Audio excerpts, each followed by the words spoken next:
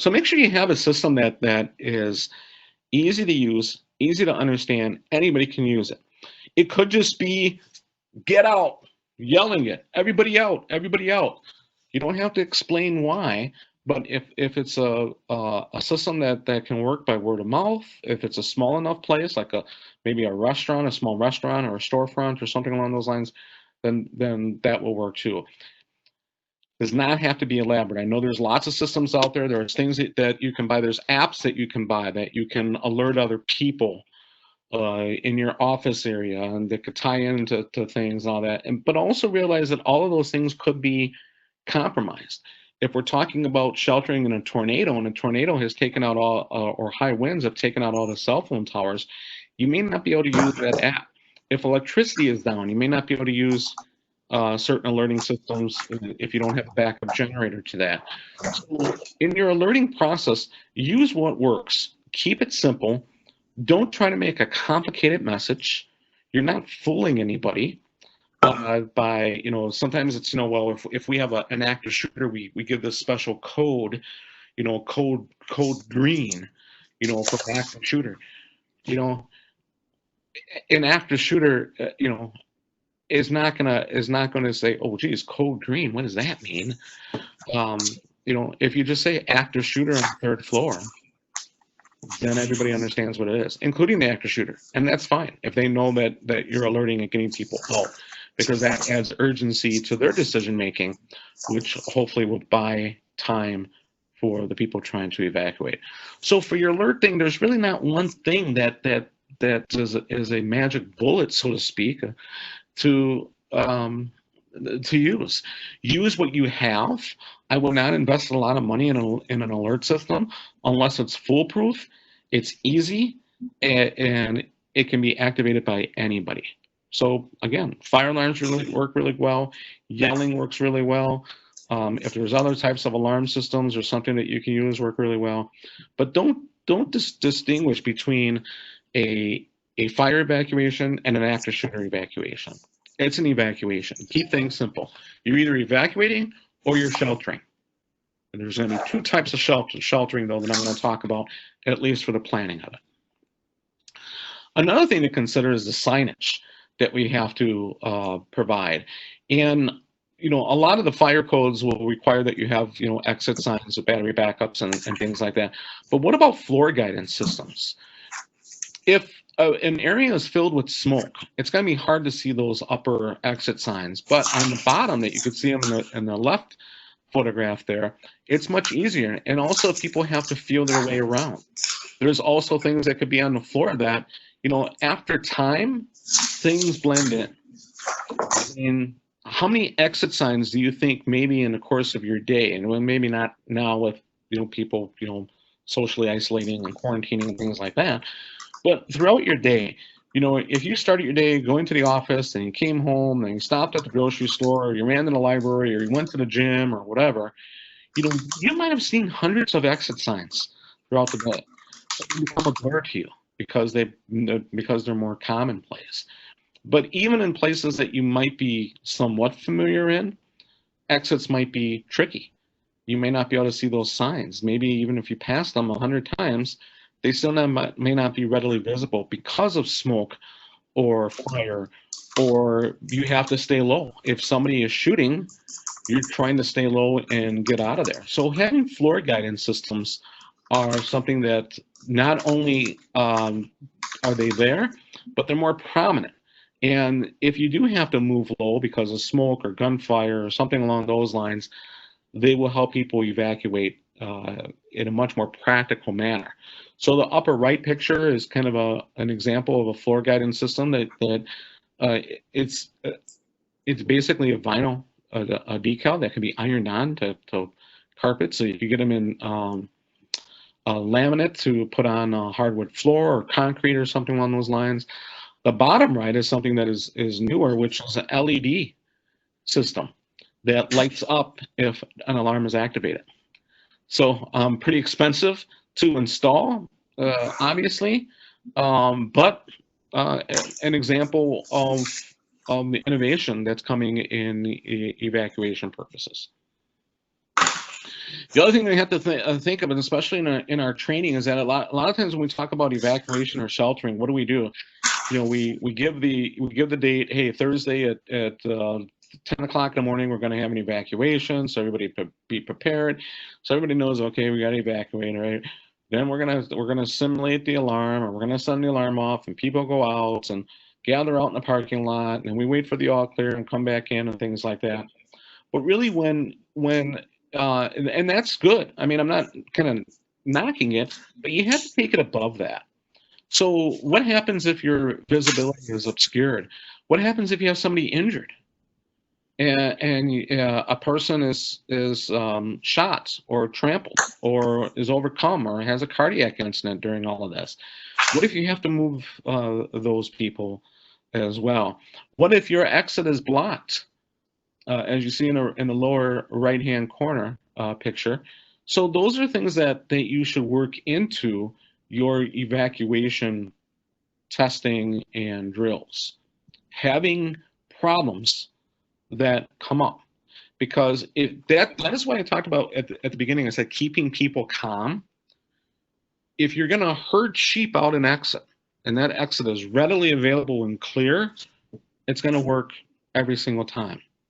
But if you're going to herd sheep out an exit, and one of those sheep fall down or can't see the exit, you're going to create a backup. You're going to create panic. You're going to create people, not knowing how to respond to that, and then therefore they're not thinking clearly.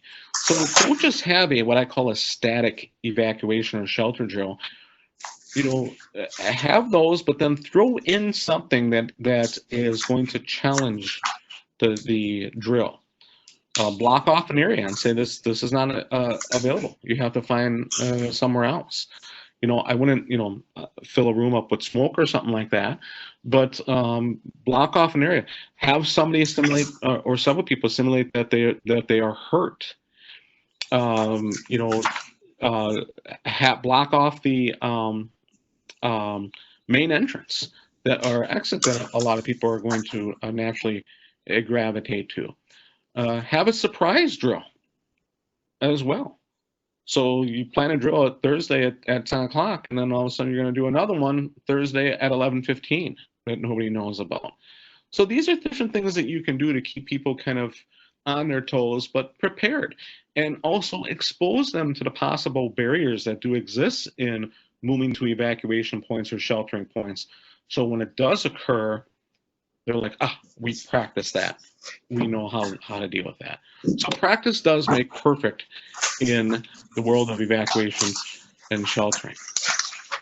Which leads me to my next slide, right? Effectuating a clean evacuation. Again, practice, practice, practice. Have a plan in place. Another thing that has become probably part of our environment are those, depending upon where you work, you ever seen those flip charts or the evacuation maps that say you are here and how to get out? I mean, like if you stay at a hotel room, you close the back of the door and it says, how do you get out and things like that. Well, don't just count on that. No one's going to stop and read the map if bullets are flying or the place is on fire. Let's be frank, okay? People are going to try to get out as quickly as possible. So make sure that your plans are in place, but also make sure people are familiar with their buildings. I kind of give an analogy that if you walked into your grocery store, and let's say you're in the back of the grocery store where usually like the dairy section is at, and on a normal day, how are you going to get out of that grocery store? You're going to walk out to the front, through the checkout, pay for your stuff, and walk out the front door, like 99.9% of the people do every single day. But what if you're in the back of the dairy section, and all of a sudden you hear screaming and gunshots going off to the front of the store? Are you going to wait by the dairy section to see what's going on, or potentially be a victim yourself, or are you going to look for a way out? What other ways out are there? Are there employee break rooms? Are there loading docks, delivery areas, all those things? Have you ever driven around your grocery store and looked at all the exits that are possibly there? And then when you're in the store, kind of familiarize yourself to say, okay, I know that the loading dock is over here and the employee entrance is over there. So if I'm stuck or I'm trapped in that dairy section or the back of the grocery store and I need to get out, I have other alternatives besides the front door. Same thing goes true with your place of work. If people just use a door in and door out all the time, that's all they're going to want to rely on in an emergency. Teach them other exits. Show them different exits. Maybe your drill that month is taking a tour of the building and making sure that they know where other things are at. Do you have your own loading docks or employee entrances for different employees, or back offices with different exits and things like that? If so, show them other ways of getting out so that if there is a barrier in place, they don't panic. Keep your facility ready, interior and exterior. In the video, I showed you a little bit where the boxes are piled up. Do you have exits that are blocked? Do you use areas, a potential, maybe you have a storage building or a storage room where that it's just packed full, and you packed all the boxes on an exit. And yes, fire codes do, say all exits have to be clear and things like that. But we also know that in practice, that's not always true. That there's always types of things that occur that could block a barrier or block a door or an exit point or even a window that we might need to get out of. So keep your facility ready, and also keep your facility ready on the outside too. Hopefully we work in places that, we try to take pride in our workplace and we keep it clean and things like that. But do all of your lights work on the outside of your building? Do the locks work if there's gates and things like that? Is there trash or debris that's outside? Maybe it's not yours, but maybe it's your neighbor's that is interfering with your ability to evacuate or get somewhere. Even your hallways. Do you have equipment, lining your hallways because you ran out of room in your storage facility? You have people in your hallways that could be a barrier as well. So these are things that you have to kind of take an assessment to make sure that you have a good, clean path to your evacuation area. So keep your facility ready to evacuate. It's one thing that you might have 3 or 4 people walking down the hallway at any given time, but what if you had 100 people trying to get down that hallway? Can that hallway accommodate that? Could that one door accommodate that? So those are things to consider. You also can invite resources to help you. Ask your local fire department or police department to come over and look at your plans and maybe participate in one of your drills, so that there's a sense of reality to it, and they can also see how things are going and provide tips for you in your evacuation plan as well. If you have a multi-level building and the first floor is compromised, how do you get people out? I tell a story that my wife and I adopted our only child, and when she was adopted at age 5, and we took her to school to meet the teacher when she was going into kindergarten. And this wasn't long after another recent active shooter, and myself doing a lot of training in active shooting and consulting in it and things like that. I of course, I'm kind of looking over the room and everything, and I said to her teacher, I said, if there's an active shooter in the hallway, how do you get these kids out? And she said, my windows don't open. And I said, okay. I said, well, here's what I want you to get, and if you can't get it, let me know. I said, I want you to get a window punch.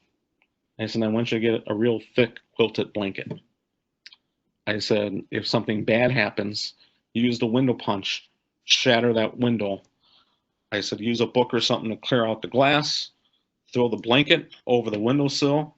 I said, and get the kids out the building and tell them where they need to go. Get them to a safe place. Tell them to run to the bus garage. Tell them to run to the high school. Okay? Tell them to run anywhere to get them to go, but get them out so they're not sitting ducks in this classroom, because her kindergarten classroom was all the way in the back of the school, and was kind of in the middle that she really would have been kind of stuck there. And next thing you know, I was there a few weeks later, and I got a bunch of teachers telling me, "Hey, we got window punches and blanket." Great, So windows can be an option. So what happens if you do have to get out of a window? What happens if you're on a multi-story building and you have to consider evacuation? So those are all the things that need to be part of not only keeping your facility ready, but also inviting resources to give you ideas of how do you mitigate those situations. Effectuating a clean shelter, there's basically two different types of options I'm going to tell you about with the shelter in place. One is a designated shelter, and the second one is what I call anything goes. Okay, so what is a designated shelter? Well, it's usually for kind of like a natural hazard. So those are things like, you know, tornadoes or windstorms, things like that. Maybe or you know, maybe there's something going on outside, and law enforcement has told you, you know, take shelter inside. Maybe there is a bank robbery in the area, and they want you to secure everybody inside because the bank robber took off running. Okay, so those are designated shelters. Those are ones that, you know, you can kind of make your building kind of a little bit of a fortress, but you plan in advance that people move to certain areas and stay there till they get an all clear. So pretty simple. You know, you select the area that can accommodate people safely. You stock it with food and water and lighting and first aid and communications, because you don't know how long of a situation you might be in. If there's a bad incident that's occurring right outside, or potentially a weather-related incident in which your building is compromised, you might be there for a little while. So make sure you stock it appropriately to have things as an emergency, to at least last, you know, 6 hours or so if need be. Also have signage available to guide people where that shelter is. It doesn't have to be, you know, that stark black and yellow warning, you know. I mean, you can kind of spruce it up a little bit, but as long as people understand, that's where they move to when it's time to move into a designated shelter. Then we also have the anything goes shelter, and that is usually with the a rise of workplace violence and active shooters, and that is get anywhere that you can that's going to provide some protection for you. It's short term and it's very temporary. It's only there, you're only using it so you can buy some time to get out. Okay, and you can give some examples to people about sheltering ideas. They could go underneath their desk. They can hide in an office. They can hide behind signage that might be there. Ideally, you want to hide behind something that could potentially stop a bullet. But unfortunately, a lot of the structures that are made today, and a lot of our commercial buildings, you know, they're made of thinner materials, and bullets can potentially pass through them. But at the very least, you want to try to be out of sight, out of mind from the potential bad guy, so to speak, who might be moving through the facility. Enough for that person to move past you, and then you can get out and get to safety. So really, in anything goes, it really is anything goes. Whatever could potentially work works. I was within a few days after the shooting at Paradigm. I was there as a consultant looking at what happened and what their process and procedure was. And kudos to them. The planning and preparedness of that staff saved lives that day. No doubt in my mind. They were, I hate to say they were prepared for this, because I don't think anybody truly can be prepared for something like that. But they were prepared. I mean, they did a lot of training. They thought about it. They had people that took it serious, and people used makeshift shelters to get through the initial barrage of gunfire and then to get out. So anything really goes at that point. Whatever they can hide behind that's within their workspace, and if they're out in the open, if you have like a manufacturing place or any type of wide open facility, then give them ideas of how they can get out quickly. You know, moving quickly, zigzagging as you're running, trying to be a hard target, stopping and going, and things like that. All the different ways that they could, if they can't shelter temporarily, then they only have one option, and that's get out, and get out without trying to get shot. All right, some of the post-activity considerations. Having a chain of command is important. Who's in charge? You want people that are in charge that are level-headed. It doesn't have to be the owner or the CEO that's in charge. It could, you just want somebody who understands this process, who's been part of the planning and training for this process, that the people that are being guided in this process trust. So having a chain of command so that person is calling the shots, and also making sure things stay organized all the way through the process of normalcy that we see at the end here. So having a good chain of command, having staging areas, both short and longer term, especially in the evacuations. If you're going to evacuate, let's say you have to evacuate the building because of a gas leak. Well, if you evacuate the building today, you're going to have people that are pretty uncomfortable sitting out in pretty high temperature, high humidity environmental conditions.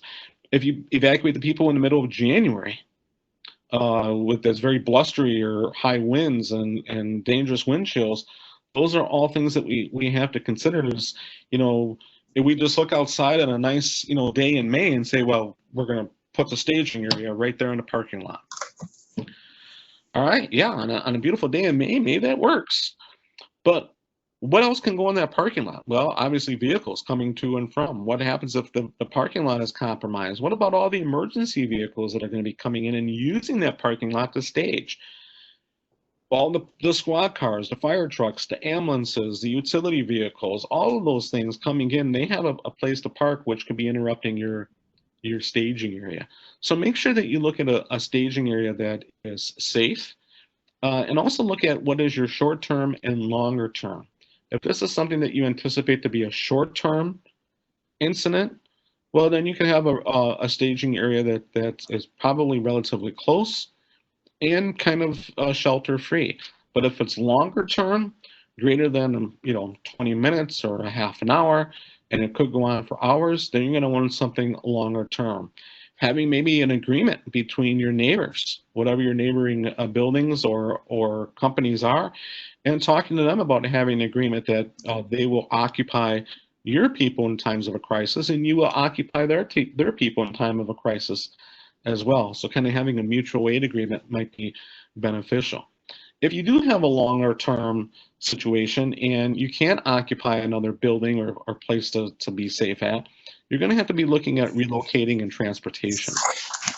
Having any type of agreement in place prior to the incident is key. So you don't want to be making phone calls as all hell is breaking loose, trying to find buses or transport vehicles or something like that to get your people to a safer place. If you deal with anybody that potentially might have mobility or medical issues, if you're working in a senior center or a medical center, then obviously you're going to have some concerns about the ability to move people who are more fragile. And how do you deal with that? You might need skilled medical transport to provide those services. So whatever you need to plan in advance, you need to have agreements in advance as well. So when you make the phone call and say, we've been compromised, we need your services now, that company or companies are responding. Accounting for everyone. Once you get people outside or in the shelter, do we know we have everybody there? So that is good when that is on prime importance of the chain of command. You don't want in a small company, maybe 30 people or less, you could probably have one person designated to kind of take roll call. But if you start having a larger company or building where there's a lot of employees, or there's different areas where maybe people don't see each other on a daily basis, or there's different floors and different skill sets and things like that, then you're going to want to pick people that know who was there that day. So if you're working in the office on the first floor, and there's people on the fifth floor that you hardly ever see or don't know, you're going to want somebody from that fifth floor who knows everybody to be responsible to making sure that everybody is accountable. But then they report to you or whoever the chain of command is. That's why we have that chain of command. So having those in place and making sure that we account for everybody is important. When to give the all clear should be agreed upon by both the internal and the external experts. So the internal experts, that could be things like, your leader, your chain of command person, but also maybe your lead of maintenance or supervision, that they've had a chance to review the building and make sure that it's safe to get back inside. The external, which is obviously going to be people like your fire departments and police departments, to make sure that it's safe to go back inside or safe to get out of shelter as well. You don't want to lead people out from one, critical incident to another, like a down power line or flooding, or potential leading them out where there's still a threat that's present. So make sure that all clear is coordinated, and that people know what they do. People should know what happens during the all clear. You don't just go back to your desk and sit down and hey, let's get back to work. There should be some form of a roll call, locating anybody that's potentially missing, having some communications by your chain of command, thanking them for their efforts, thanking them for doing what they just did, telling them that there will be more communications in the future about what just happened, maybe telling them not to talk about it with anybody, maybe putting a freeze on social media posts or things like that, or maybe giving them, say, hey, before you get back to work, take 10 minutes, call your loved ones and let them know that you're okay. But don't share information about what happened, especially if it's something critical, or maybe there was a loss of life, or people were harmed, or workplace violence, or an active shooter. You don't want people compromising the investigation and putting out misinformation out there to cause more panic or anything else like that. So those are things that have to be considered before we lead back to normalcy. And then the long-term communications and the external communications. What do you say to the media, to your neighbors, to your stakeholders, to your patrons? You want to send a message of honesty. Number one, don't try to downplay something. So be honest, but you also want to be short and concise. You don't want to go on and try to provide so much information where you're explaining everything. You just want to provide reassurance that you're going to be leading back to normalcy, that you were prepared and you planned for this, and that you expect to be resumed back to full working conditions in X amount of hours or days or whatever the case may be. And obviously, if this is something minor, like maybe there was like a tanker truck that tipped over and spilled milk, but for some reason they wanted you to evacuate. So everybody evacuated, and they got the tanker truck, and they said, it's just milk. Everybody can go back inside. Man, you don't need to have press releases and all that stuff for that. But even something like that, it's a good time to assess, how did that evacuation work? Was it good? Was it bad? Having bad communications to tell your employees, hey, you guys did a good job in evacuating, and thankfully this was pretty minor, just a milk truck type of thing. But did you see any problems with what we did? Did you feel that you were alerted properly? Did you feel you had clear access to getting out? Did our staging area work and all that? Get that feedback. Even those minor things can help cure major things in the future before you get back to normalcy.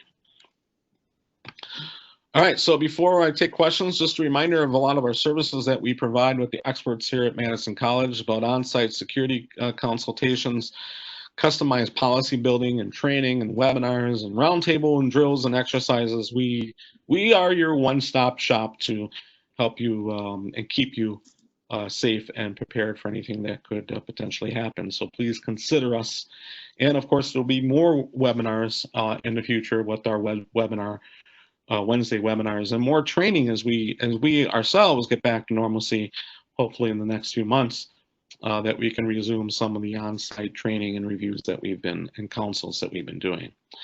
And with that, there is my email and phone number, and I am going to stop sharing and open it up. Does anybody have any questions? And I did mute some of you, so if you do have a question, you have to check to make sure that you are muted or unmuted.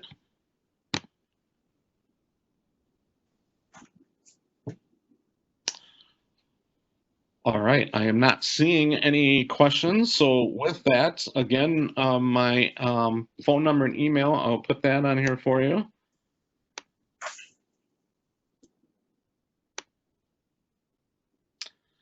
There was a question about will there be a recording of the session? Yes. So the recording will be emailed out to you, but here is my email address.